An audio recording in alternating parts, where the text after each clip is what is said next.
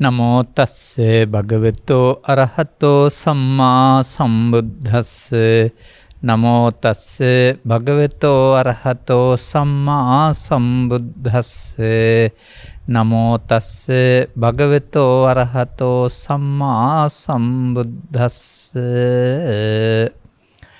කිච්ඡං මනුස්ස පටිලාභෝ කිච්ඡං මච්ඡාන ජීවිතං කිච්ඡෝ බුද්ධානං උප්පාදෝ කිච්ඡෝ සද්ධම්ම සවනං තී.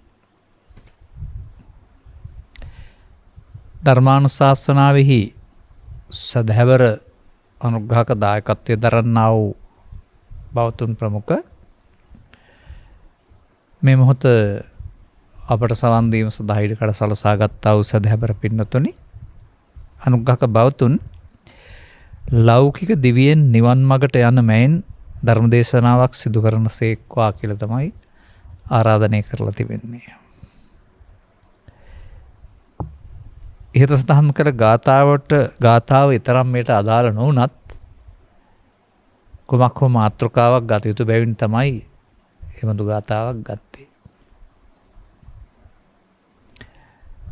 ලෞකික දිවියෙන් නිවන් මගට විනා ගිහි දිවියෙන් නිවන් මගට කියලා හිතන්න එපා. මොකද මේ ලෞකික ලෝකෝත්තර කියන පද දෙක පිළිබඳව තේරුම් ගන්න නැතුව මේ ගමන කොහොමත් යන්න බෑ. ලෞකික කියන පදේ ත්‍රිපිටකයේ තිබෙනවා. ඒ වුණාට ලෝකයා භාවිතා කරන්නේ අදාළ අර්ථයෙන් නෙවෙයි. අනිකයි මම එහෙම මතක් කළේ.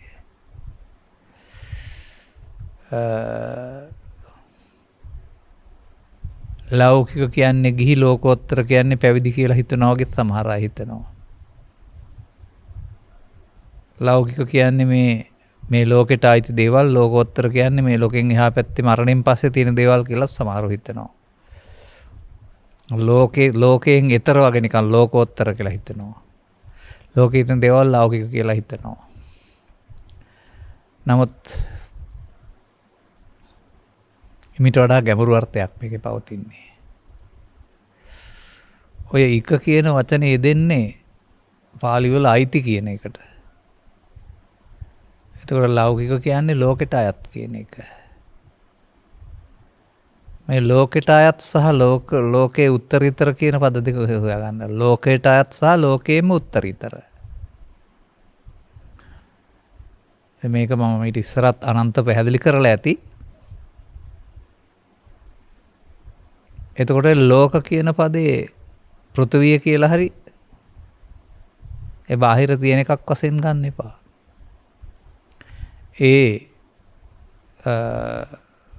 සකල ලෝකවාසීන්ගේ ලෝකය තමන් ජීවත් වෙන එක. නමුත් අරියස්ස විනේ ලෝකෝ කියලා කියන්නේ ආර්යයන්ගේ විනේ ලෝකය කියලා තවත් පැහැදිලි කරලා තියෙන කාරණයක් තියෙනවා. එතකොට ස්වභාවයෙන්ම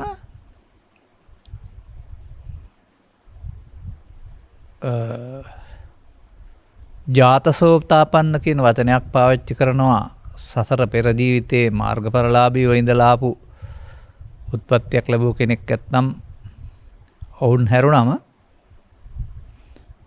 මේ සමාජයට හැමෝම ලෞකිකය තමයි පිළිගන්නේ. ඉතින් ලෞකිකයේ පිළි අරගෙන, ලෞකිකයේ ඉගැන්වීම් පිළි අරගෙන, ලෞකිකයේ අනිත් අය අනුගමනය කරන මාර්ග පිළි අරගෙන සැප හොයනවා.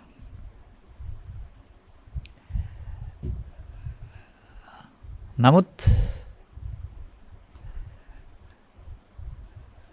ලෞකික සැප කියලා කතා කරන එක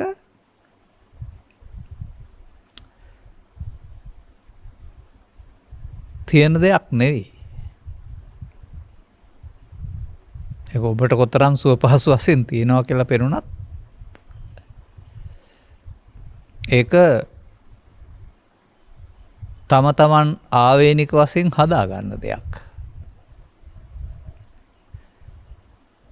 අන්න ඒක තමයි මට විශේෂයෙන් මෙතනදී ලෞකික කියන පදයට පේරුම් කරන්න ඕන කාරණාව.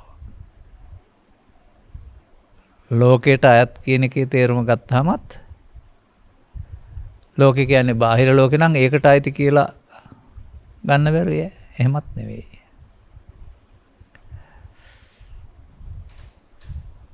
මේ ලෝකේ උපදින අය මේ ලෝකපදේ මම බුදුන් වහන්සේ වදාළ ලෝක කියන අර්ථයත් ගන්නවා අනිත් ලෝකෙට අර්ථයත් ගන්නවා. කුමක්ද සැප වශයෙන් දකින්නේ? කෑම්බීම් ඇඳුම් පැළඳුම් යාන වාහන ඒවා මනවින් තිබෙනවා නම් ඒ වගේම පස්දොරට අයිති දේවල් හිතන පතන ආකාරයෙන් සමීප වෙනවා නම්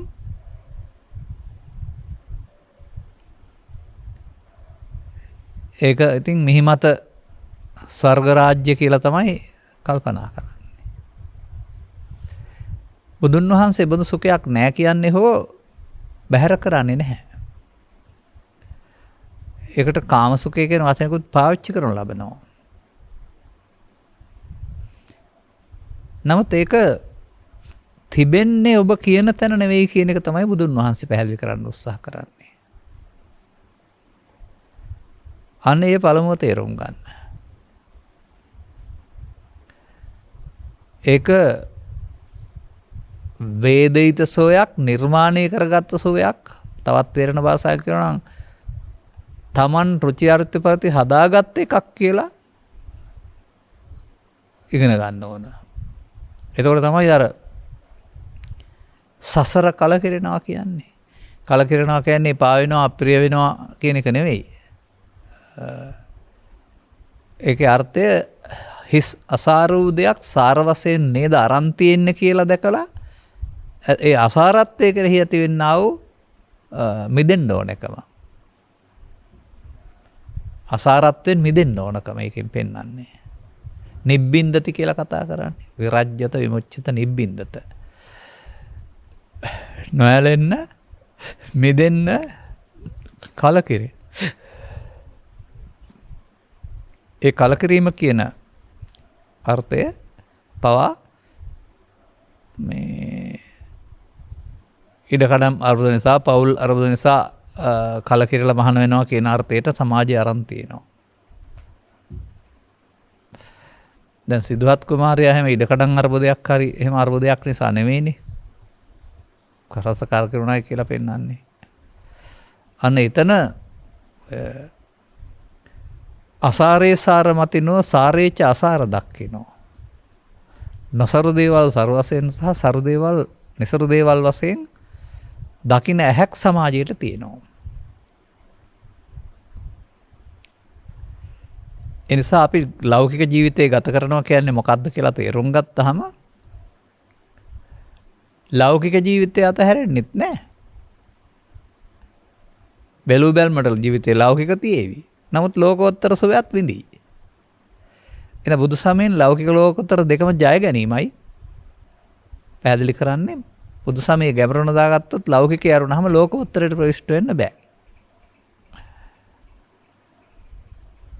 ලෝකෝත්තරයට ප්‍රවිෂ්ඨ වුණ කෙනාට ලෞකිකේ කැම්බිම් ඇඳුම් පැළඳුම් වල සුඛ විහරණ එහෙම අතෑරෙන්නෙත් නැහැ. නමුත් මේ දෙක අතර අනුපාතය ලෞකික සුවය 10න් 1යි ලෝකෝත්තර සුවය 10න් 15යි. ඒක මම හිතන්නේ වසර 10ක් 15ක් 20ක් විතර තිස්සේ කියන දෙයක් කලං නග්ගන්ති සෝලසින් 16න් එකක් තරම්වත් නොවටි බුදුන් වහන්සේ වදාරන්නේ.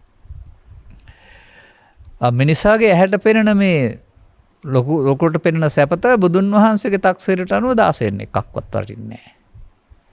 බුදුන් වහන්සේ හොයාගත්ත සුඛේ එතකොට 16න් 1 නෙමෙයි 16න් 15කටත් වඩා විශාලයි කියලා තියෙනවා.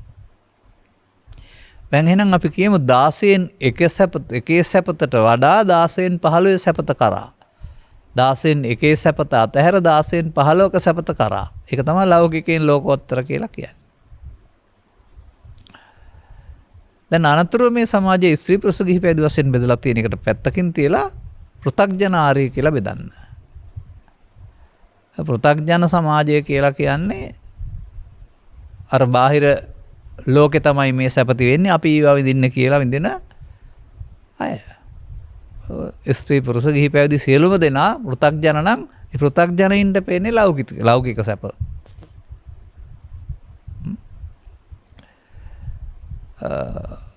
වර්තමාන සම්බුදු සසුන තුළ පවා ශික්ෂාපද මට්ටමින් අඩු වැඩි ස්වභාවයක සමාජයේ සංවර වෙලා ඉන්නවා. ඒ සංවරයන්ට විපාකක් තියෙනවා වෙනම. පාප කර්මයට දුක් විපාක වගේ සංවර වෙනවා නම් ඒකට අදාළ විපාකක් තියෙනවා. නමුත් ඒ විපාකත් ලෞකිකයි. මතක තියාගන්න. ඒ ලෝකෝත්තර විපාක හමු වෙන්නේ නැහැ. දානේ විපාක ඇත, සීලේ විපාක ඇත, කුසලාස කර්ම විපාක ඇත කියලා කියන්නේ ඒ විපාකත් ඔක්කොම ආපහු ලෞකික විපාක. එතකොට ලෞකික විපාක ලබන්න ඕන කටයුත්තක් කරලා ඒකෙන් ලෝකෝත්තර විපාක බලාපොරොත්තු වෙන බෞද්ධයෝ අපේ රටේ ඉන්න ඕන තරම්. නමුත් ලෞකික කටයුත්ත ලැබෙන්නේ ලෞකික විපාක. එහෙනම් ලෝකෝත්තරයට ප්‍රවිෂ්ඨ වෙන මාර්ගයක් හොයාගන්න වෙනවා. සාමාන්‍යයෙන් ඔකට පේනවා ඉතින් මෙහෙමත් පදයක් මේ වෙලාවේ ගන්න නැතුව වචන විතරක් කියලා තවත් දවසක පැහැදිලි කරන්න. අඤ්ඤාහි ලාභූපනිසා අඤ්ඤා නිබ්බාන ගාමිනී. අන්නර එකේ පේනවා ලබන මග එකක්. ලාභූපනිසා ලාභයට උපනිෂ් වෙන්නා වූ මග එකක්. නමුත් නිබ්බාන ගාමිනී නැත්නම් ලෝකෝත්තර කියන එක ඒක නෙවෙයි කියලා නෙවෙයි අඤ්ඤා කියලා පෙන්නන්නේ. එසේනම් අපි දකින්න මෙහෙම දකින්න පුරුදු වෙන්න. පංචශීල ශික්ෂාපදයේ සිට උපසපන් ශික්ෂාපදයේ දක්වා අපි බලමු බෞද්ධ සමාජයේ අපි කතා කරමුකෝ. ඒ අය ගැන. අන්න ලබ්ධිකය ගැන කවර කතාවද ඔහොම කතා කරලා. දැන් මේ හැමෝම මෙලොවට ඇවිදින් ආවේ කොහොමද? මව්පියන්ගේ දරුවන් වශයෙන්. මොකද කලේ සිඟිත්තන් වශයෙන් පාසල් ගියා. අධ්‍යාපනය ලැබුවා. මොකද්ද බලාපොරොත්තුව? ඉගෙන ගත්තාම හොඳ රස්සාවක් කරනවා සැපසේ ජීවත් වෙන්න පුළුවන්. මේ තේමාවනේ ඉන්නේ ඔක්කොම. උගතුන් බවට පත්වීම සඳහා තරඟකාරීත්වයක යෙදලා ඉන්නවා. එතකොට උගතුන් බවට පත් වුණත් නැතත් මේ ලෝකේ ජීවත් වෙන්න ඕන. උගතුන් බවට පත් වුණාම විතරක් නෙමෙයි බඩගිනි එන්නේ නුගතුන්ටත් එනවා. ධනවත් අයට විතරක් නෙමෙයි දුප්පත් අයටත් එනවා. එහෙනම් මිනිසුන්ට ඉපදුනන් පස්සේ කරන්න ඕන මොකද්ද? පිපාසය බඩගින්න ඇඳුම් පැළඳුම් ආහාර සපයා ගන්න කාරණා ටික කරන්න ඕන. ඒක තමයි ජීවිතය කියලා බොහෝ දෙනෙක් හිතන්නේ. එතනින් එහාට ජීවිතයක් ගැන හිතන්නේ නැහැ. ඒ වගේම මේ ලෝකේ ජීවත් වෙන්න ගියාම ඔය අපි කතා කරපු ස්ත්‍රී පුරුෂ ගිහි පැවිදි හැමෝම පස්දොරක් පාවිච්චි කරනවා. මම දකින්නේ පස්දොර දීලා තියෙන්නේ පාවිච්චි කරන්න තමයි. දිවා රාත්‍රී දෙක හරි වැරදි හොඳ නරක මේ සියලු දේවල් හඳුනාගෙන ජීවත් වෙන්න තමයි ඒක එහෙම මවලම් සකස් වෙලා තිබෙන්නේ. පරිණාමය විසින් සකස් කරලා දීලා තියෙන අවශ්‍ය නිසා. නමුත් ලෞකික කියන මට්ටමට වෙනකොට පස්දොරට ලැබෙන දේවල් හඳුනා ගන්නවා වෙනුවට පස්දොර හොයාන යනවා. පස්දොරෙන් හොයාන යන්න පටන් ගන්නවා. පස්දොරෙන් සුඛය ලබන එක තමයි සැප නැත්නම් ලෝකෝත්තරය කියලා හිතාගෙන ඒ පිටිපස්ස ලුහු බැඳීමට කාලය, ධනය, ශ්‍රමය, අධ්‍යාපනය, විද්‍යාවේ දියුණුව සියලු දේවල් යොදා ගන්නවා. තාක්ෂණයේ දියුණුව. අන්න එහෙම මිනිසා ලෞකිකයේ තුල සැප හොයාන ගොස් ඒකට කියන්න තිබෙන්නේ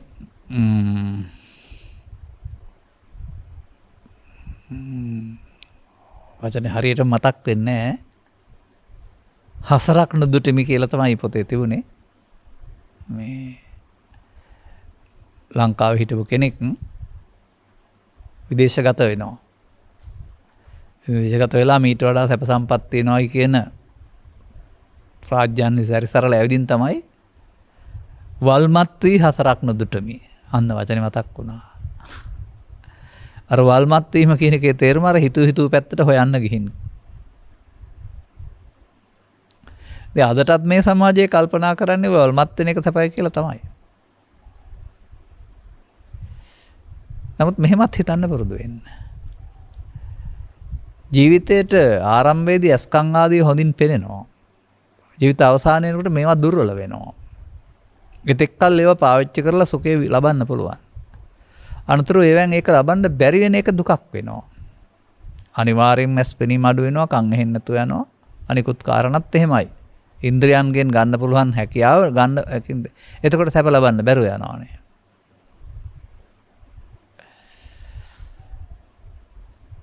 එතකොට තවත් ඒකට තියෙන ඕනෑකම නිසා ඒවා හොයන්න අදහසක් හිතේ තිබෙනවා. මේ නිසා ඒවා හොයන පැත්තට බුදුදහමෙන් ගන්නවා ඉන් එහාට ජීවිතයකුත් පුනර්භවයකුත් ලබනවායි කියලා. හොයන පැත්තට, ආසා කළ පැත්තට. ඒ ආසා කරන පැත්තට කියනවා කාමය කියලා. ඒක රතු ඉර පනිනවට කියනවා කාම උපාදානය කියලා. එතකොට කාමයන් හොයනවා හෙවත් කාම ඒසනා තමයි ලෞකික ජීවිතය කියන්නේ. ඒසනා කියන්නේ හොයනවා කියන අර්ථයෙන්. සියලුම කාලයේ ධනය සමය හැකියාවන් කැපකොට ඒක හොයනවා. නමුත් ජීවිත අවසානයේට ලැබපු සියල්ල ලැබෙන්නේ නැහැ. කාටවත් තෘප්තිමත් වෙන්න ලැබෙන්නේ නැහැ. ලබාගත් සියල්ල කෙරෙහි ඇති කරගත්තා වූ ඇලීමක් මුල් කොටගෙන නැත්නම් ගැටීමක් මුල් කොටගෙන අතහරින්න බැරුව නැත්නම් ද්වේෂයෙන් සමුදෙන්න සිද්ධ වෙනවා. අනර ලබාගත්තා වූ සැප සම්පත් සියල්ල අතහැරෙන්න සිදුවෙන එකේදී ඒකට තියෙන අකමැත්ත මුල් කොටගෙන ඒකට පවරන්නත් බයයි. ඒක Tamanට ඕන විදිහට පාලනය කරන්නත් කැමතියි. ඔය තවත් කැමති විදිහට සිදු නොවනවටත් තව ගැටලු තියෙනවා. මෙන්න මේ නිසා අන්තිමට මේ ලෝකේ අයිති කරගන්න ගිහින් ඒ ලෝකේ නිසා හටගන්නා වූ ලෝභ දේශ මොහ තුනකින් ජීවිතේ කෙලවර කරන්න සිද්ධ වෙනවා. එතකොට මේ ජීවිතය බුදුන් වහන්සේ කාලේ ඉඳලා මේ වෙනකොට ආවනම් ආත්ම 30ක් 40ක් විතර ඇවිදින් ඇති ජීවිත. දිගටම හිටියානම්. නමුත් ඉතිහාසය අරන් බැලුවොත් එහෙම ඒ බඳු යුග මේ ලෝකයේ තුල දියුණුවටපත් වී පරිහානියටපත් වෙච්ච යුග ඉතිහාසඥයන් විසින් 4ක්ද කොහෙද පෙන්වලා තියෙනවා මට මතක හැටියට. ඒ හැමෝම හොයනවා. කාමයසනා. ඇයි හම් වෙන්නේ නැත්තේ? ඇති වෙන්නේ නැත්තේ ඇයි? අන්න ඒ පිළිබඳව තේරුම් ගන්න එක තමයි ඊට පස්සේ ඔය කිච්චෝ සද්දම්ම සවණං කියලා කියන්නේ. දුර්ලභ සද්ධර්ම ශ්‍රවණය කියන්නේ ඒකේ පවතිනා වූ ඇත්ත తත්වය හොයාගන්න එක.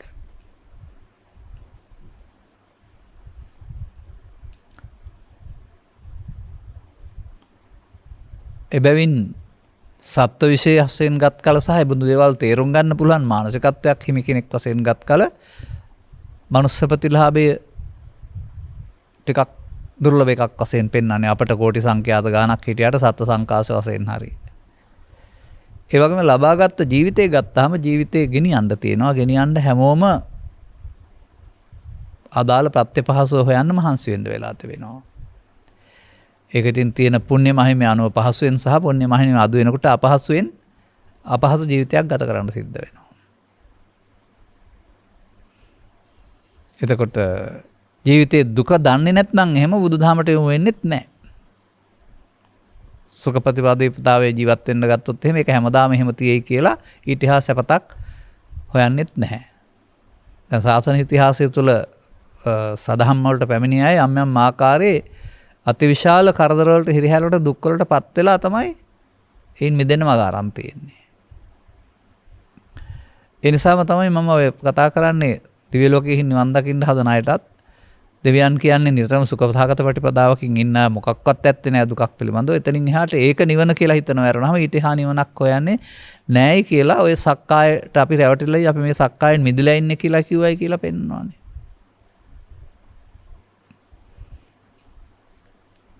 එනිසා මේ හොයන සැපතෙහි අංග සම්පූර්ණත්වයක් සදාකාලික බවක් කවදාවත් ඇතිවීමක් නැති බව වෙන්නේ ඇති ඔය අසාරත්වයක් දකිනවා නැත්නම් දුකක් දකිනවා කියලා කියන්නේ. දැන් එතකොට මේ ලෞකිකයේ කොහෙද තියෙන්නේ ලෝකෝත්තරයේ කොහෙද තියෙන්නේ කියලා අපි ඉදිරි කාලය තුල කතා කරන්න ඕන.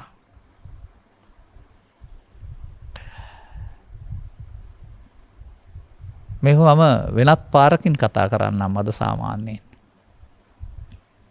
ලෝකයා දකින්නේ ඉඳුරන් පිනවීමනේ. ඉඳුරන් පිනවන්නේ සැප අපට තියෙන්නේ. ඔය මොනතරම් දේවල් කළත් අන්තිමට මොකද කරන්නේ? රූපයේ, ශබ්දයේ, ගන්ධයේ, රසයේ, ස්පර්ශයේ කියන නව පහට ලැබෙන දේවල් වලින් සතුටු වෙන එක ඔය සැප හොයනවා කියන්නේ. එතකොට ඉගෙනගෙන හෝ යාන වාහන අරන් හෝ විදේශගත වෙලා හෝ හොයන්නෙත් ඒක. එහෙම නැත්නම් බුදුදහමේ උගන්වන කර්ම විපාකයන්ට පින් කරපුවම හොඳට ලැබෙනවායි කියලා ඒකෙන් හොයන්නෙත් ආයෙත් ඒක. ඔය වැඩි සැප සම්පත් ලබන්න පින් කරන අය ඉන්නේ.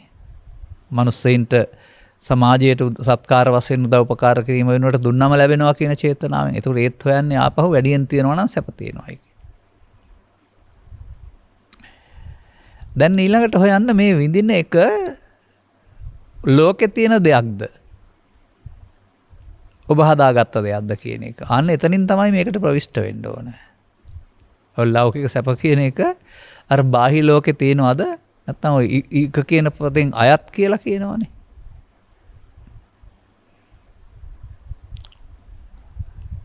හොඳයි. මම මෙහෙම අහනවා. ලංකාවේ ඉන්න කෙනෙකුට හුණෙක් කෑ ගහනවා ඇහෙනවා. හුණු සාත්‍තරේ එහෙම ඉගෙනකට තියෙනවා නම් තයි ගැන දන්නවා නම් හුණෙක් කෑ ගහන්නේ බාධාවක් කියලා ඔන්න එයා හුණා මහා ලොකු නැකත්කාරයෙක් වශයෙන් පිළිගන්නවා. මේ වචනේ පිළිගත්තේ නැති ලෝකේ රටකට කොහෙන් හරි ගියොත් එහෙම හුණා කෑ ගහන එක මොකද්ද? කිසිම අවධානයකට ලක් වෙන්නේ නැති වොංචි සද්දයක් විතරයි. එතකොට කුඩා කාලේ ඉඳලා යම් කිසි පුද්ගලයෙක් මොකක් හරි කාරණයකට ඔය කරපොත් එක්කනේ අහිංසක සතෙකුට බය වෙනවා. ඔය ටීවී වලත් පෙන්වන්නේ පුටු උඩ ගොඩ වෙනවා බයේ. නමුත් ඔය කරපොත්තටම මේ සමාජයේ කවුරුත් බය නැහැ සමහර අය. උණ්ඩේ දැක්කයි කියලා සමහර විට අර ඇඟ දිගේ යන්න හොඳ නැති නිසා සීරනවා දැන නිසා හරි මොකක් හරි ගෑවෙයි කියලා කැමැති යරුණාම අර මරණීය බයක් කෑ ගහන්න තරම් බයක් උපදින්නේ නැහැ. එතකොට මේ අපලය ගෙනත් දෙන්නේ හුණා නම් ලෝකේ ඔක්කොටම ඌ අපලය ගෙනත් දෙන්න ඕනේ. මරණීය බය ගෙනත් දෙන්නේ කරපොත්තා නම් ලෝකේ ඔක්කොටම කරපොත්තා බයගෙන දෙනෙක්. එහෙම වෙනවද?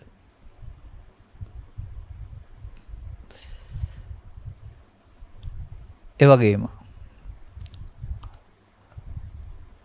රූපය ගන්න, ශබ්දය ගන්න.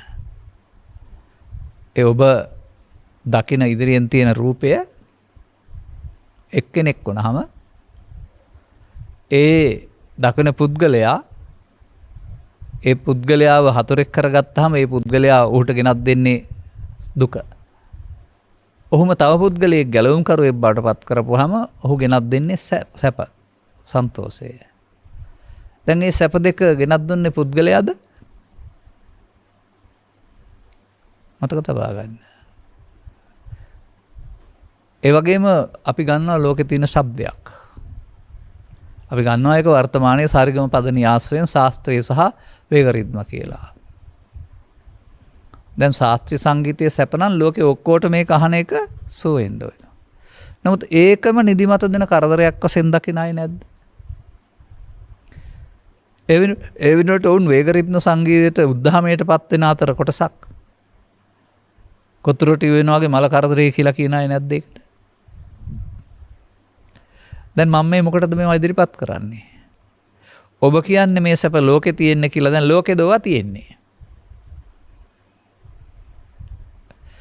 තවත් මෙහෙම ශබ්දයේ, ගන්ධයේ, රසයේ හැම එකක් ඔස්සේම බලන්න පුරුදු වෙන්න. ඔක්කොම විස්තර කරන්න මට කාලය ගන්න බැරි වෙයි. ලෝකේ තියෙන දෙයක් විඳිනවද? ඒවා ආශ්‍රයෙන් ඒවා ගැටෙනකොට පස්දොරට ඊට අදාළ අගයක් එකතු කරගෙන චිත්තාභ්‍යන්තරයේ තබා ගත්තා වූ තමන් හදාගත්ත දෙයක් විඳිනවද?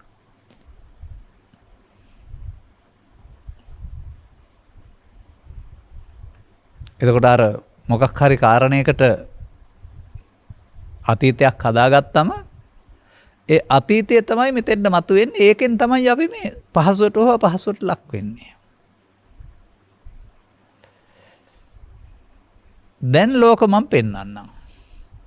ලෞකික පෙන්වන්නම් දැන්. මේ ලෝකේ ජීවත් වෙනකොට අපට දොරවල් පහට හමු වෙන අරමුණු වර්ග පහක් තියෙනවා. ඒ අරමුණු වලට කියනවා රූප, ශබ්ද, ගන්ධ, රස, පොට්ටබ්බ කියලා. බාහිර ලෝකේ අරමුණු ගන්න පුළුවන් දේවල් පේන. ඒවා ආශ්‍රයෙන් තමයි අපි මේ ඒවා අඳුරන්න තමයි අපේ සිතේ පහළ වෙන්නේ සිතුවිලි. එතකොට මේ පහළ වෙන සිතක් තුළ සිදුවෙන ක්‍රියාකාරීත්වය බුදු සමය තුළ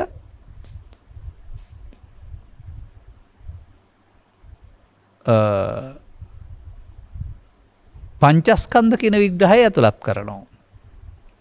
ඒක බෞද්ධයින් විතරක් තියෙන එකක් වශයෙන් හිතන්න බෑ. ලෝකේ ඔක්කොටම ඒක තමයි සිදු වෙන්නේ. ඕන්න ඒක එහෙම භාවිතා නොකලට. හමු වෙන රූපේදී තමන්ට අදාළ වේදනාවක්. සැප දුක් උපේක්ෂා වශයෙන් තමන්ට අදාළ වේදනාවක් මතක තබා ගන්න. රූපය විඳිනවා කියවට තමන්ට අදාළ වේදනාවක්.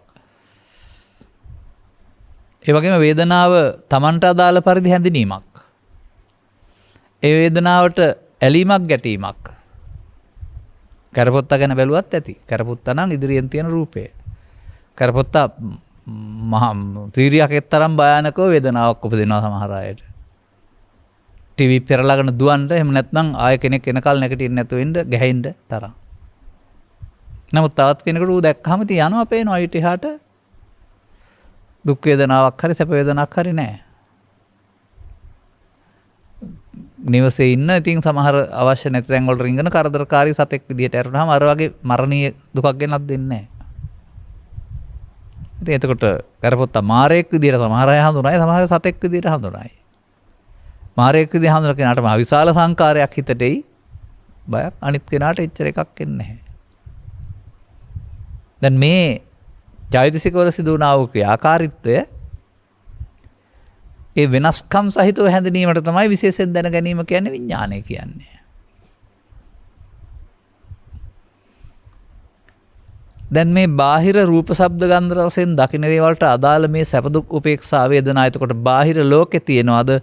Tamanගේ සිතේ තියනවාද? ඔන්න ලෞකික. ලෝක කියන්නේ රූප, වේදනා, සංඥා, සංකාර පහට ඒකට අයත් කියනවට ලෞකික කියනවා. එහෙමයි මම ලෞකික දකින්නේ. එතකොට ලෞකික සැප කියලා කියන්නේ ලෝකේ තියෙන දෙයක් නෙවෙයි. ඒක ආශ්‍රයෙන් තමන්ට රුචි අරුචි පරිදි හදාගත් එකක්. සැප දුක දෙකම. ඒක තමන්ට රුචි අරුචි පරිදි හදාගත්ත බැවින් තමයි ඒක සත්‍යක් වෙන්නේ නැත්තේ. ඒක කවදාවත් එක විදිහක තියන්න බැරි.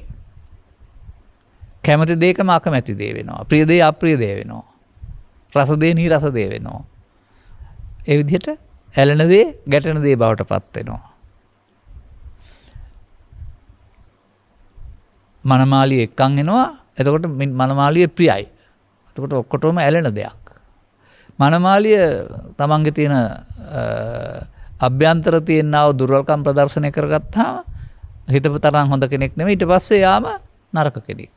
දැන් ඉස්සරලා ඇලුණා. දැන් ඊට පස්සේ ගැටුමක් හටු කරනවා. අර ඒ සැපේ හැටි එහෙමයි. හතුරා කලකදී මිතුරා වෙනවා, මිතුරා කලකදී හතුරා වෙනවා. දැන් බලන්න අපි විඳින්නේ මොනවද කියලා. කියමනට කියන්නේ ලෝකේ තියෙන දේවල් විඳිනවා. පස්කම්සෝ විඳිනවායි කියලා. ඒකම භාවිතා කරන්න. නමුත් සර්වඥවරු පැහැදිලි කරව දාරනවා ඕක ඔය ලෝකේ තියෙන දේවල් නෙවෙයි විඳින්නේ. ඔබට රුචි අරුචි පරිදි හදාගත්ත සිතුවිල්ලක් තලු මරණ එකයි ඔය කාමයේ විඳිනවා කියන්නේ කියලා. ඉතින් මම නිරන්තරයෙන් ගන්න ගාතාවකුත් බුද්ධ වචනයක් වශයෙන් ගන්නවා. අර කාම ඒසනාව නැත්තම් පුරුෂයාට නැත්තම් ස්ත්‍රියට කාමයේ කියන්නේ Taman හිතේ හදාගත්ත සංකල්ප රාගයක්, සංකල්පනයක්. නේතේ කාමයාන චිත්‍රානි ලෝකේ අර බාහිර වස්තු වල ඒ කියන එක නැහැ. එබැවින් ඒක හැම විටම වෙනස් වෙන එකක්. තියන්න බෑ. ප්‍රිය වශයෙන් අප්‍රිය වශයෙන් කැමැති වශයෙන් අකමැති වශයෙන් ලාභ වශයෙන් අලාභ වශයෙන් නිന്ദා ප්‍රශංසා වශයෙන් නිරන්තරයෙන් ස්ථාවර නැහැ. විශ්වාස තබන්න බෑ. එතකොට මෙන්න මේ ලෝකයේ සකස් වී පවතින්නේ බුදු සමය වැනි ගැඹුරු දර්ශනයකින් තොරව මෙන්න මේ කාරණා ටික Tamanට රුචි අරුචි පරිදි උරුම කරගන්න අයිතිවාසිකම් සපයා ගන්න. ඔප්පු තිරප්පු මගින් හරි වෘත්තිය මගින් හරි ආදායම් මගින් හරි තවත් වෙන වැටුප් මගින් හරි මේ ටික සපයා ගන්නට තමයි ජීවිතය සකස් වෙලා පවතින්නේ. විතරක් නෙමෙයි ඊට පස්සේ පොරාල්ලන්නේ නඩුහබ කියන්නේ වාද විවාද කරගන්නේ ඔය ටික සපයා ගන්න. දැන් අර තියෙන දෙයක්ද සඳහාද පොරාල්ලන්නේ තරඟ කරන්නේ? තියෙන දෙයක්ද විඳින්න හදන්නේ? අන්න ඒ අර්ථයෙන් තමයි තථාගත බුදු පියාණන් වහන්සේ ඔකට ලෞකික කියලා පෙන්නලා තිබෙන්නේ. මේ ලෝකේ තියෙන කියන එක නෙවෙයි. ලෝකේ උදව්වෙන් තම තමන්ගේ සිතේ රූප වේදනා සංඥා සංකාර පහට එන ආකාරයේ තමන්ට රුචි අරුචි පරිතින් විඳින. ලෝක පංචස්කන්ධ නැවති ලෝකෙට අයත් ලෞකික. දැන් එහෙම විඳින්න ගියාම ඔක පංචස්කන්ධ වෙන්නේ නැහැ හැබැයි. පංච උපාදානස්කන්ධ වෙනවා. අන්න ලෞකිකේ හැටි. ලෞකික කියලා කියන්නේ එතකොට පංච උපාදානස්කන්ධයක් හදාගෙන විදින එක. ඉතින් ඒක ලෝකේ තියෙන දෙයක් නෙමෙයි සිතේ තියෙන දෙයක්. ඒක නැවත නැවත කොතරම් උපදවා ගත්තත් සිතින් ඉවත් වෙලා යනවා. ඒ නිසා කවදාවත් ඒක ලබන්න බෑ ඇති වෙන්න. ඒ වගේම ලබන්න ඒකේ තිබෙනා වූ ඔබට තියෙන සුඛ සහගත ස්වභාවය මදි වෙනවා. තව එහාට ලොකුවට හොයන්න වෙනවා. මත්පැන් වල නම් ඩ්‍රෑම්ස් එකේ සිට බෝතලයේ 2-3 දක්වා. අනිත්වත් එහෙමයි. ඒක එක දේවල් වල පුංචි දෙයකින් පටන් අරගෙන බොනික්කගේ සිට තව එහාට උග්‍ර වූ කාම වස්තුන් දක්වා. එහෙම ඒක ඊට එහාට එකේ තියෙනවා ඇරුණාම ලබපු එකේ තියෙනවා කියලා පෙනෙන්නේ නැහැ. ඒ නිසාමයි ඔය බුදුරුවෝ පැහැදිලි කරමින් මේ ඔබ සාර වශයෙන් දකින දේ අසාරත්වයක් බලන්න කියලා පෙන්නන්නේ. එතකොට මේක අර හැමදාම මිරිඟුව වගේ. මෙතන ඉන්නකොට පෙරෙනවා තව ටිකක් ඉදිරියට ගොත් එහා සමාන දුරකින් ඊට එහායින් පෙරෙනවා. කවදාවත් මිරිඟුවත් ඔබත් එකට සමීප වෙන්නේ එහෙම නැහැ. ඔන්න බුදුවරු ඔය මිනිස්සුන් ලොකුවට කතා කරන සම්පූර්ණ කාලය ධනය සමය බුද්ධිය ආණ්ඩුක ව්‍යවස්ථාව අධිකරණය සියල්ල යොදලා මේ ලබා ගන්න හදන ලෝකයේ ඇත්ත తත්වය පෙන්වන එක හැටි. ඒ සඳහා මිනිස් මොළයේ මෙහෙवला යම්තාක් දියුණු දේවල් යොදාගත්තත් මේ ලෞකිකෙ විඳින්න ගියාපම මිනිසා චිත්තාභ්‍යන්තරේ කිලිටි කරගන්නවා. ඒවා අයිති කරගන්න සහ බෙදා හදා ගන්න යාමතල ඇති වෙන්නා වූ පංගු peeruwa කියලා කතා කරනවා ඔකට. බෙදීම් ප්‍රශ්න නිසා. එතකොට ඔහුගේ සිත ලෝභයෙන්, ද්වේෂයෙන්, මෝහයෙන් කිලිටි වෙනවා. ඒකේ දුකට ස්ත්‍රී පුරුෂ ගිහි පැවිදි ભેදයක් නැහැ අර ලෞකිකය තුල. එනිසා බුදුන් වහන්සේ වදාළ ආර්ය සත්‍යයට දාලා දුක්ෙහි ස්ත්‍රී පුරුෂයා ගිහියා පැවිද්දා අඩු සිල් කැති කෙනා වැඩි සිල් ඇති කෙනා උගත් නුගත් ભેදයෙන් තොරව මේ ලෝභ දේශ මොහ නම් වූ ආතතිය නිසා ඇති වෙන්නා වූ දුකෙන් පෙළෙනවා. ඕක උරුම කරගන්න අයිති කරගන්නව තරඟ කරන්න ගියා. අතීත ජීවිතවලත් ඒ තිබුණ තාක්ෂණයන්ට අනුව මිනිසුන් ඕක විඳින්න ඇති. ඊට මෙහා යුගලත් විඳිනවා දැනුත් විඳිනවා ඉස්සරහටත් දිනු කරගන්න කාරණාවට අනුව විඳිනවා. නැතු අපහසු කාරණාවොත් එහෙම කියන්නේ මේ තිබෙන පහසුකම් ඊට එහාට හොයාගන්න බැරි වුණොත් එහෙම ඉන්ධන සීමා වෙනවා. ඉන්ධන වලින් දුවන්න බැරි වුණාම ඊට පස්සේ වාහනේ වටිනාකමක් තියනවද? නෑ. වට්ටක් වලක් අරින්න තමයි හොඳ. තව දෙයක් හොයාගනි මිනිස්සු හොයාගන්න ඕන අනිවාර්යයෙන්ම. නමුත් කොතරම් දුරට ගියත් ඒකේ මිනිස්සුගේ ආයු කාලය අවුරුදු 60 70 80 100 120 දක්වා ඕන නම් තව ඒ හොයාගන්න පුළුවන් වෙයි ටිකක් සුව පහසුව ඉන්න. සමහර විට 200ක් විතර වෙන්නත් හොයාගන්න බැරි නෑ. ඒත් පහයෝ ගමිස්සාමි ඔබ අතහැර යන්න සිද්ධ වෙනවා. එයා එකතු කරගත්ත ටික අයිති කරගත්ත ටික අතහැර යන්න සිද්ධ වෙනවා. අතහැර යන්න සිද්ධ වෙනකොට දුක ගෙනත් දෙන්නේ අතහැරන නිසා නෙමෙයි බැඳීම නිසා. ලෞකිකයේ බැඳීමක් සහිතයි. මෙන්න මේක උගුලක්. සියලුම දෙනා මායාව විසින් නටලා තිබෙන මේ උගුලට අහු වෙනවා. දැන් සතෙක් කෑම කන්න යන්නේ දුක් විඳින්න නෙමෙයි සැප විඳින්නනේ. නමුත් උගුලට අහු වුණාම හම්බ වෙන්නේ කෑම නෙමෙයි දුකනේ. අන්න ඒ වගේ සැප විඳින්න ගිහින් දුක නැමැති උගුලට අහු වෙන එකට කියනවා ලෞකිකය කියලා.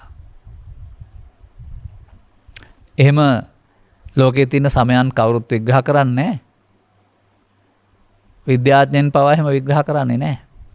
බුදුවරු පමණයි ඒක ලෝකේ තියෙන දෙයක් නෙවෙයි තමන්ගේ සංකල්පයක් කියලා පෙන්වන්නේ. ඇති නොවන ළඟා විය නොහැකි දෙයක්. ඔබටත් තේරෙනවා නම් අන්න මේ කොතරම් කාලය ධනය සමය කැප කළත් මේක කවදාවත් උරුම නොවන හිමි නොවන එකක්. මන්දයත් සිතුවිල්ල හටගෙන නැතන එකක්. ඒ හින්දා ඒක සැප තියන්න පුළුවන් ඒ හටගෙන නැසන කාලය තුල විතරයි. වේදිත සුඛ. මිනිසාට තේරෙන්නේ වේදිත සුඛ විතරයි. වේදිත සුඛ ලෞකිකයි. වේදිත සුඛ හටගත් වහා බින්දෙන සුළුයි. නමුත් මේකේ බාහිර ලෝකේ තියෙන දෙයක් කියන උපකල්පණයෙන් තමයි මිනිස්සු මේක ගන්නේ. අපි මේ විඳින්නේ ලෝකේ තියෙන දෙයක් කියලා. ඒ නිසා නැවත නැවතත් හොයන්න යනවා. ඔවුන්ට හරියන්නේ කාමේශනා. ඒකේ නිමක් නොවන බව ඇති නොවන බව කෙලවරක් නැති බව තේරුම් ගත්තාම බුදුරජාණන් වහන්සේ තවත් ඒසනාවක් උගන්වනවා. ඒක නම බ්‍රහ්මචාරී ඒසනා කියලා. එතකොට ඒක මේ ලෝකේ මේ ලෝක කිව්වේ දැන් පංච උපාදානස්කන්ධයටනේ. ඒකට අයත් තමයි ලෞකික. මරණයෙන් එහා පැත්තේ කියලා ගන්න එපා ලෝකෝත්තර කියන එක. මේ ලෝක මේ රූප වේදනා සංඥා සංකාර නම් වූ ලෝක තත්වෙහි ඔය මුලාවෙන් මිදෙන්න පුළුවන් නම් ලෝකේ උත්තරීතර සැපතක් හම්බ වෙනවා ලෝකෝත්තර. දැන් ලෞකික ජීවිතෙන් ලෝකෝත්තර ජීවිතයට මගෙන් ඇහුවේ. පෘථග්ජන කියන පුද්ගලයා මෙන්න මේ මායාව විසින් මේ ලෞකික නම් වූ බන්ධනය තුල හිර කරලා තියෙනවා. ඔය බුදුවරු පැහැදිලි කරන දේ උන්ට තේරෙන්නේ නැහැ. ඔන්න ඒකෙම සැප තියෙනවායි කියලා ඒක උරුම කරගන්න ගහ ගන්නවා මරා ගන්නවා බැන ගන්නවා කපා ගන්නවා කොටා ගන්නවා. ලෝකේ බලන්න පුළුවන් ඒක. ඒවා තියෙන නිසා උරුම කරගන්න. ඒ නිසා බුදුන් වහන්සේ වදාරනවා ජයං වේරම් පසෝති දුක්ඛං සේති පරාජිතෝ. ජයගත්ත නැත්තේ සතුරන් නැත්තේ පරාජිත වුණා දුකින් වැසෙයි. ඒ සතුරන් ඉන්න කෙනෙක් දුකින් වැසෙනවා පරාජිත පුද්ගලයා දුකින් වැසෙනවා. උපසන්නෝ සුඛං සේති. ජය පරාජය කියන දෙක අල්ලා ගැනීමෙන් අතහැරීම ජය පරාජය තරඟ වලින් නිදහස් වෙන්න කියන එක නෙමෙයි පෙන්වන්නේ. උපසන්නෝ කියන එකේ තේරුම අර ජයකට පරාජයකට දෙපැත්තෙන් ගන්න එක තමන්ගේ හිතේ පවතිනා වූ දෙයක්. ඒ දෙපැත්තට යන එක වෙනුවට ඔබට සංසුන් වෙන්න පුළුවන් නම් සුවසේ වාසය කරනවා අන්දයත් ජය ඇලීම පරාජය ගැටීම කියන එක අතහැර දාලා. ඒ ජය පරාජය අතහැර දානවා කියන්නේ ඒකයි. ජය ඇලීම සහ පරාජය ගැටීම අතහැර දැමීම. නැතු විභාගයකට ගිහින් ජය ලබන එක හෝ තරඟකින් ජය ලබන එක අතහරිනවා කියන එක නෙවෙයි. ඒ ඇයි? මේ ඔබ හොයන එකේ තිබෙන නිසාද නැත නිසාද? කවදාවත් ඒකට ඔබට ළඟාවිය හැකි නිසාද නොහැකි නිසාද? තේරුම් ගන්න ඕන. අන්න එහෙමයි මේ අප පරිහරණය කරන ග්‍රන්ථ සමූහය තුළ පියවෙන්නා වූ සූත්‍රවල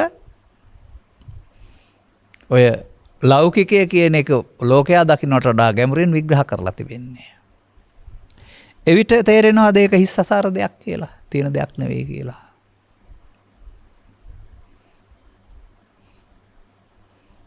එතකොට එහෙනම් ලෞකිකයේ සැප හදන්නේ කොහොමද? සන්තෝෂයි දුකයි සැපයි සාදා දෙන්නේ අපේ හිතයි. අපි එහෙම දෙයක් තිබෙනවාය කියලා ඒක එල්බගෙන බැඳෙන්න ඕනේ. ඇලෙන්න ඕනේ. අන්න ඇලෙන්නේ බැඳෙන්නේ නැතුව ලෝකේ ජීවත් වෙන්න දීපු අසකරණාසය දිවකය ඔස්සේ ඒවට හම්බෙන දේවල් සැප තියෙනවායි කියලා ඇලෙන්න ගැටෙන්න ගිහින් තමයි මේ ලෝකේ අවුලක් බවට පත් වෙලා තිබෙන්නේ. ඉතින් ඒ වහන් සිද්ධවන තමයි ඊට පස්සේ ආණ්ඩුක ව්‍යවස්ථායි අධිකරණයි නඩුවබයි දඬුවනුයි තේරම හදන්න වෙලා තිබෙන්නේ. මොකද ඒක අයිති කරගන්න යාමේදී ප්‍රශ්න හතකට මුහුණ දෙන්න වෙනවානේ.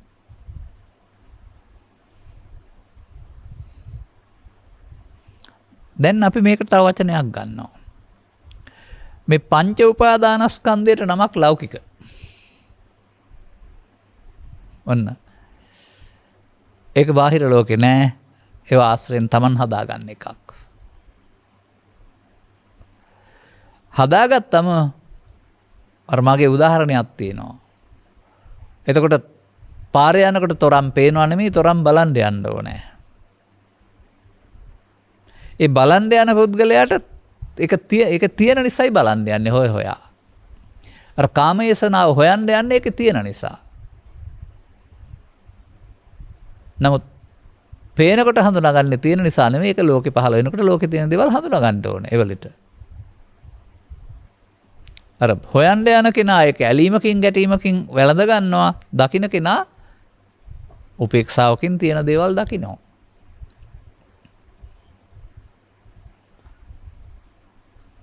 අන්න එහෙම මෙතන උගන්වනවා ටිකක් ගැඹුරු කාරණයක්.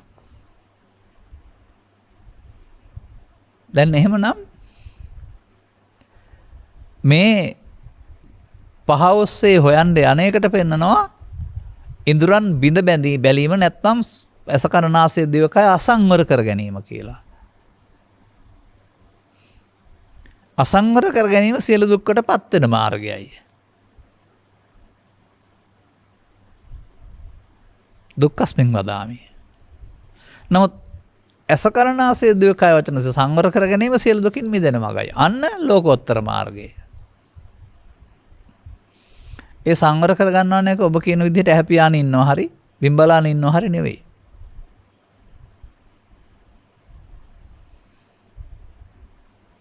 එතකොට ඔය අර උපසන්නෝ කියන වචනයක් තියෙන්නේ. අර දෙපැත්තට ඇදෙනවා වෙනුවට ඒ දෙපැත්ත නිසා උද්ධාමයට හෝ මේ කම්පැනිටපත් නොවන තැනකට සිත වෙනස් කරගන්න එක.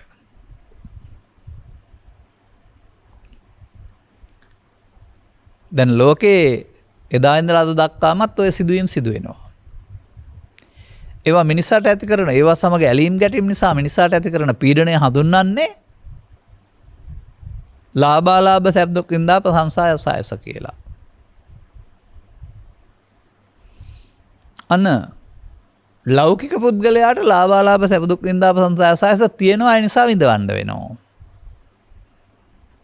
තියෙනවා වගේ පේනවා තියෙනවා නෙවෙයි. ඒ නිසා ඒවා නිසා ඒක උපදවාගෙන විඳවනවා. එයාට බුදුන් වහන්සේ දන්නවා අසුතවා පුතුග්ජනෝ. අර අනිත් මග යන පුද්ගලයාට සුතවත් අරිසාවකෙක් කියලා කියනවා. එයාටත් අර බාහිර ලෝකයේ සිදුවීම් සිදු වෙනවා.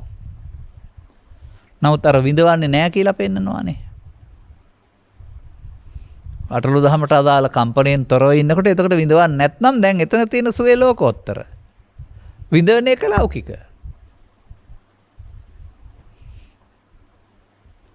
අන්න එහෙමයි ලෞකික සුවේ මායාකාරී ස්වභාවය, ඉස්සසාර ස්වභාවය, මිරිඟු ස්වභාවය, කවදාවත් නොලැබෙන ස්වභාවය දැනගත්තම ඒ දෙක අතහරින්නේ. උපසන්නෝ සුඛං සේති හිත්වා ජය පරාජය. ජය පරදෙක දෙක පසු ලුහු බැදීම අතහැරලා සංසොන් වෙනවා.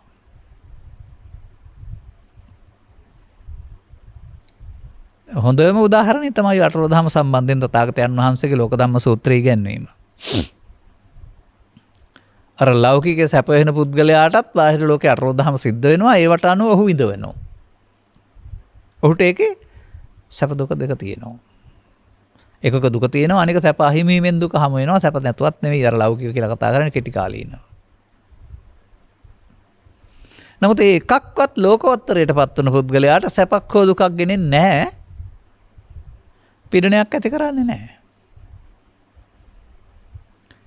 එතකොට ඒත් අර ස්කන්ධ පංචකය තුල නේද? මෙනිසා පෘථග්ජනයා යනු ස්කන්ධ පංචකයේ පංච උපාදානස්කන්ධයක් වශයෙන් පාවිච්චි කරගෙන සිතට එන දේ විඳවන දුක් විඳින පුද්ගලයායි ලෞකිකය. ආර්ය පුද්ගලයා යනු ඒ පවතිනා වූ කම්පිත ස්වභාවයට අහු නොවෙන්න දියුණු කරගෙන තමන් මේ හදාගත්ත විඳවන ස්වභාවයෙන් ඉවත් වී වෙනත් එසේ ඇති නොවන නූපන් නොහටගත් එබැවින් නැතිත් නොවන තවත් ස්වභාවයකට පත්වීම. ඒක එතකොට පංච උපාදානස්කන්ධ ලෞකික වෙනකොට පංචස්කන්ධ ලෝකෝත්තර. දැන් බුදුන් වහන්සේ අවුරුදු 35න් පසු 80 දක්වා ලෞකික සැපද වින්දේ ලෝකෝත්තර සැපද වින්දේ. උන්වහන්සේ හිටියේ ලෝකෝත්තර සුවේ. නමුත් උන්වහන්සේට මාලිගා සුව පහසු ඒ කාරණා ඒවාම අතහැරුණෙත් නැහැ. පාරිලීවණයම වාසය කළේ නැහනේ. ගස්සටම වාසය කළේ නැහැ. අර සුව පහසු ඒවත් වාසය කළා. ඒ නිසා ඒ ලැබෙන දේවල් වල සුව පහසු අතහැරෙන්නෙත් නැහැ. අතරන් සුව පහසුවක් උන්වහන්සේලාට විඳින්න උනේ නැහැ. පාගමනින් වඩින්න සිද්ධ වුණා. ස්වභාවික වායු සමනය අරුණාම වෙනත් වායු සමනයක් තිබෙන්නේ නැහැ. වර්තමානයේ මිනිසුන් මේ දියුණු කරගත්ත තාක්ෂණය තුළ හදා ගන්නා වූ සුව පහසුව හම්බුනේ නැහැ. නමුත් එක කෙළඹි පුත්‍රයෙක් උදේ ගමනක් යනවා. මේ යනකොට උන්වහන්සේ ගහක් යට සැතපීලා ඉඳලා සංගල සිවුර හකුලනවා. පැදුරක් වෙනකොට ඒ සංගල සිවුර තමයි සංගල සිවුර කියන්නේ දෙපට සිවුර කියන එක අරගෙන සැතපීලා තියෙන්නේ. ඉතින් අර පුද්ගලයා අහනවා සුවසේ නිදාගත්තදයි කියලා. මේ ලෝකේ ඉන්න මිනිසුන් අතර සුවසේ නිදා ගන්න කෙනෙක් තමයි මම කියලා උන්වහන්සේ වදාරනවා. ඔහු කියනවා අතට පයට වැඩකරුවන් ගඳ සුවඳ විලවුන් අමුදරුවන් සහිතව අපි වාසය කරනවා අපට සැපතක් නැහැ. ඔබ වහන්සේ කොහොම සුවසේ වාසය කරන්නේ ගහක් යට කියලා. අරවැය සැප තියෙනවා කියලා ඔහු කල්පනා කරන්නේ. කුමක්ද අර සුවසේ වාසය කිරීම? අර උපසන්නෝ සිතට එන්නට චිත්තාභ්‍යන්තරයෙන් ඇලෙන්න ගැටෙන්න මතයක් නැති තැනට හිත හදලා. කෝකත් එකයි. උද්ධාමයටපත් වෙන්න හෝ කම්පණයටපත් වෙන්න කාරණයක් නැහැ. දැන් හරි. පුට්ටස්ස ලෝක ධම්මේහි චිත්තං යස්ස න කම්පති. අර ධර්මතා තර්ජනය කරනවා. ඒක බාර ගන්න ප්‍රතික්ෂේප කරන තරමට ඒවැ පීඩණය විඳින්න සිද්ධ වෙනවා. නමුත් ආපහු හදාන යනකොට ලෝකෝත්තරයට මොන බොරුද මේවා තේරම. කිසිම කාරණයක් නිසා ආපහු ඇලීමක් ගැටීමක් උපදින්නේ නැති කම්පනයක්පත් නොවන තැන දක්වා යන්න වෙනවා. උපසන්න. මම සූත්‍ර දේශනා වක් උපයෝගී කරගන්නේ නැතිව ටිකක් මේ කරුණු පැහැදිලි කළේ. දැන් මේකට මොකද්ද කරන්න ඕන? ඔන්න ඔය මුලාසහගත ස්වභාවය සහ මුලාසහගත නැති ස්වභාවය තේරුම් කරලා දෙන දේවල් තමයි සද්ධර්මය කියලා කියන්නේ. සද්ධම්ම සවණං. අපි මේ ලුහු බඳින එකේ ඇත්ත මොකද්ද කියලා බුදුවරුන්ගේ පැහැදිලි කිරීම අසා තේරුම් ගන්න වෙනවා. එතකොට ලෝක විනාශ කරන්න දඟලෙන්නේ නැහැ. ඒකට එරෙහි වෙන්න කාරණේකුත් නැහැ. සචිත්ත පරියෝදපණං ඒතම් බුද්ධාන සාසනං සිත හදා ගන්න වෙනවා. අර පිටුපස ලුහු බැඳීම ඒසනාව අතහැරලා දාන්න වෙනවා. එතකොට උපාදානය වීම ලෞකික මාර්ගයයි උපාදානෙන් මිදීම ලෝකෝත්තර මාර්ගයයි. උපාදාන වෙන මාර්ගයේ පෘථග්ජනයා මෙලොවට ඇවිදින් සුරුහුරු කරගන්නවා. එතකොට ඔහු අනුසෝතගාමියෙක්. අනුසෝතගාමියා ඉතින් හොයනවා. මෙහෙ නැත්නම් අපායෙත් හොයනවා, නැත්නම් දිව්‍ය ලෝකෙත් හොයනවා, බ්‍රහ්ම ලෝකෙත් හොයනවා. හැමෝත් අනුසෝතගාමි. හොයනවා ටිකක් මීට වඩා හමුවත් වෙනවා. නමුත් ඉවර නෑ. ආපහු ලෞකික. ඉතින් අපායත් ලෞකික, මනුස්ස ලෝකෙත් ලෞකික, දිව්‍ය ලෝකෙත් ලෞකික, බ්‍රහ්ම ලෝකෙත් ලෞකික. මන්දයත් ලෝකෝත්තර කියන්නේ සෝවාන් ආදී මාර්ගඵල පිළිවින් ලබන සුඛයට පමණයි. ඒ නෑනේ. අර රූපාවචර අරූපාවචර ඥානවලින් ගියාය කවුරුත් සෝවාන් ආදී මාර්ගඵල නෑනේ. අන්න සෝවාන් ආදී මාර්ගඵල වලින් ලබන සැපතර ලෝකෝත්තර කියනවා. එහෙනම් ඔබට තේරෙනව නේද මේ අපේ මේ ස්කන්නාස පිළිබඳව කරන විශේෂ ගවේෂණයක් මේක කියලා. මේ හොයාන යාම මිටිඟුවක් පිටුපස කියන එකේ තේරුම ඒකයි. තිබෙන දෙයක් හොයාන යනවා නෙමෙයි, හදාන විදිනවා. ඒක කවදාවත් ඇති වෙන්නේ නැහැ, කෙලවරක් නැහැ කියලා තේරුම් ගත්තාම හිටවා අතහැර දානවා. අන්නේ අතහැර දැමීමට කියනවා අම්මා තාත්තා ඉරකණන් හරකබාන ඇතහැරීම නෙවෙයි. ඒ මොහොතට අර හදාගත්ත මුලාව හිතට එනකොට ඒකට නොවීමෙන් අතහැරීම. ලෝභය අතහැරීම, ද්වේෂය අතහැරීම, මෝහය අතහැරීම. නැත්නම් ලෝභය අනිත්‍ය වශයෙන් බැලීම, ද්වේෂය අනිත්‍ය වශයෙන් බැලීම, මෝහය අනිත්‍යයි කියලා කී ඉන්නව නෙවෙයි. අල්ලා ගැනීමෙන් තොරවීම අතහැරීමයි. අපිමයි සිතින් අල්ලාගෙන මේක හදාගත්තේ.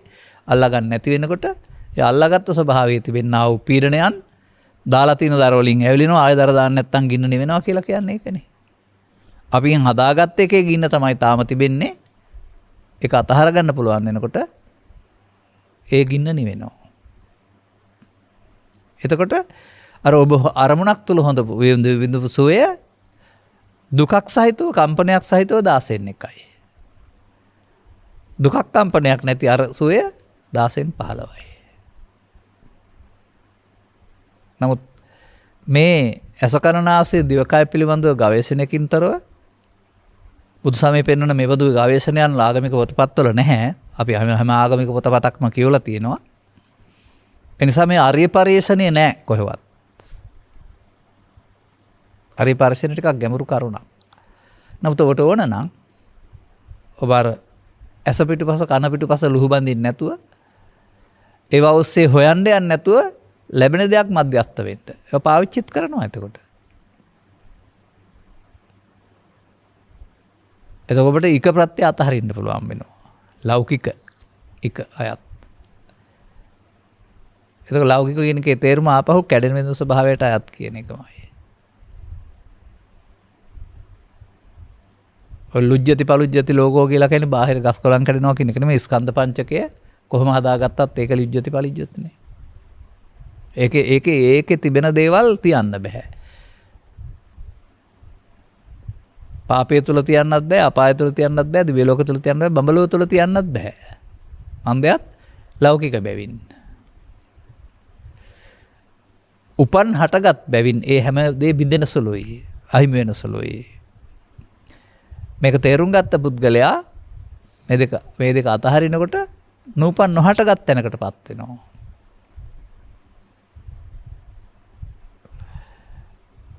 එවිට එහි පවතිනා වූ නොදැවෙන නොගැටෙන ස්වභාවය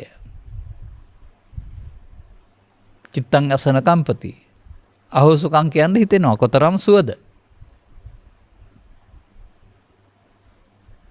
මේ ලෝකෙ මිනිසුන් විවිධාකාරයෙන් ඔබට විවිධාකාරයෙන් තර්ජන ගාසේ එල්ල කරද්දී ඒකක්වත් නැසුන ගානට නැසෙනව නෙවෙයි ඇහෙනවා.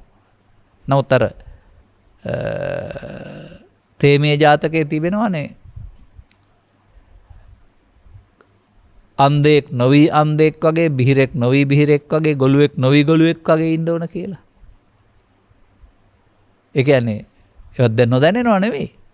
නමුත් ඒවට අදාළ ඇතුළතින් එන්නේ නැත්නම් ගැටුමක් ස්පස්සයක් තමන් හදාගත්ත. එහෙනම් ඔහු උපේක්ෂාවේ ඉන්නවා. උපේක්ෂාවෙන් පරතරයට පැමිණෙනවා කියන උපේක්ෂා පාරමිතාව කියලා කතා කරනවා අකට. එහෙනම් තේරුම් ගන්න සන්තෝෂේ දුකයි සැපයි සාදා දෙන්නේ අපේ සිතයි. අපි අල්ලා ගැනීමෙන්. ඒකේ තියෙන හිස්සසාරය දැක්කම ඒක අතහැරපුවම ඊට පස්සේ මධ්‍යස්ථ ස්වභාවයක්. දැන් මෙතන තියෙන తত্ত্বය පිළිබඳ වෙනසක් වචනයක් තේරුම් ගන්න ඕන. අර ඔබ සතුටටපත් උනේ බාහිර දේවල් වලින්.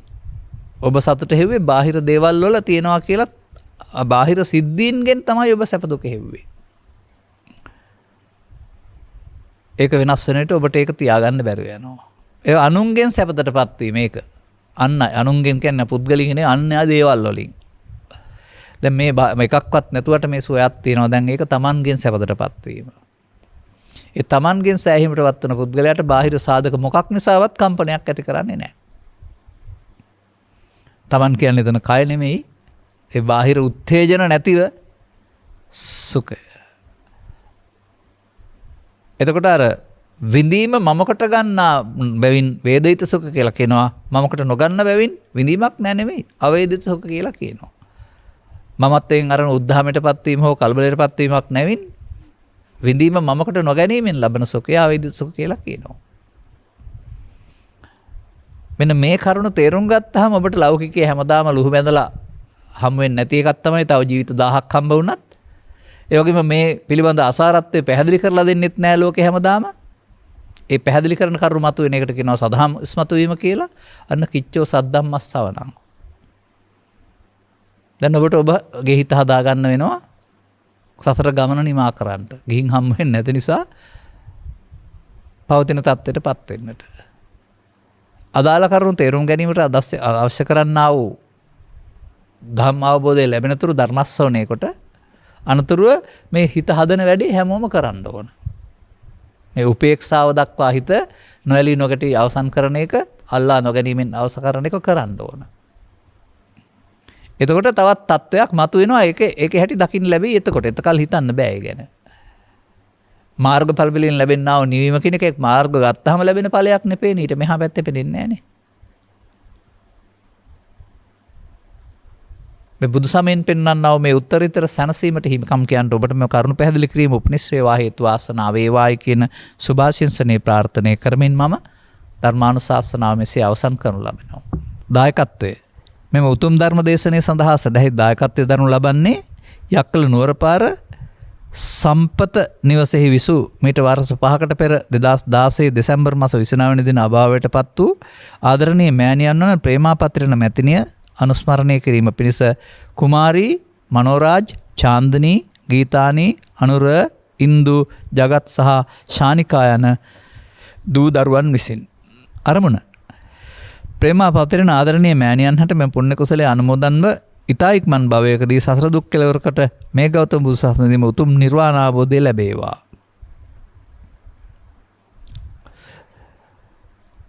පින් අනුමෝදන් වී හැතැනක සිටි නම් එසේ මීට වර්ෂ 32කට පෙර අභාවයටපත් වුණු ආදරණීය පියාණන් වන එල්.එස්. පතිරණ මහතාටද පින් බලාපොරොත්තු වෙන සිටින සියලුම මියගේ ඥාතිහිත මිත්‍රාදීන්ට මෙම පුණ්‍ය කුසල් අනුමෝදන්ව ඉක්මන් භවයකදී සසරින් එතරව උතුම් නිවනින් සැනසේවා. එසේම සැමගේ දූදරුවන්ටත් සුජීවත්ව වාසය කරන ඥාතිහිත මිත්‍රාදීන්ටත් ත්‍රිවිධ රත්නයේ පිහිට ලැබේවා. සසර දුක් අවබෝධ කොටගෙන ඉන් එතරවන්ට මාර්ගය සකස් කර ගනිත්වා. ත්‍රිවිධ රත්නයේ ගැඹුරින් හදාරන්න එතකොට පිහිට ලැබෙයි. ධර්මදේශනාය සිදු කළ ගෞරවනීය ස්වාමින් වහන්සේට දුක් නිරෝගී චිරජීවනය ලැබේවා. නිවන් මඟ පූර්ණේ වේවා. එසේම සියලුම සම්‍යක් දෘෂ්ටික දෙවි දේවතාවුන් වහන්සේලාට මේ කුසල් අනුමෝදන් වේවා. ධර්ම ශ්‍රවණය කළ සැමට ධම්මස පහළ වේවා. සියලු සකල ලෝකවාසීන් සත්වයෝම සුවපත් වෙත්වා යනුවෙන් ඔවුන් අදහසක් ප්‍රාර්ථනා කිරීමක් කරලා තිබෙනවා. මා ඉතින් මෙහෙමයි ඔකට කියන්නේ. සඵල විය හැකි ඔබගේ අදහස් සඵල වේවා. මව්පියන්ට පින් අනුමෝදන් වීම කෙසේ වෙතත් ඔබ හැදුවාට වැදුවාට උපහාරයක් වේවා. ධර්ම ශ්‍රවණය කළ ස්විරස ඇතුළු ඔබට ලෞකිකයේ පවතිනා වූ හිස්සසාර බව තේරුම් ගැනීමට ලැබ ලෝකෝත්තරයේ පවතිනා වූ සාරවත් බව තේරුම් ගන්නට ලැබීම තුළින් ස්ත්‍රී පුරුෂ ගිහි පැවිදි ભેදයෙන් තොරව ලෞකිකයෙන් ලෝකෝත්තරයට යන මඟ විවර කරගන්නට මෙම කරුණු පැහැදිලි කිරීම හේතු වේවායි ප්‍රාර්ථනා කරගන්න. සබ්බීතියෝ වජ්ජන්තු සබ්බ රෝගෝ විනස්සතු මාතේ බවත් අන්තරායෝ සුඛී දීඝායුකෝ බව හැම දිනාටම තෙරුවන් සරණයි.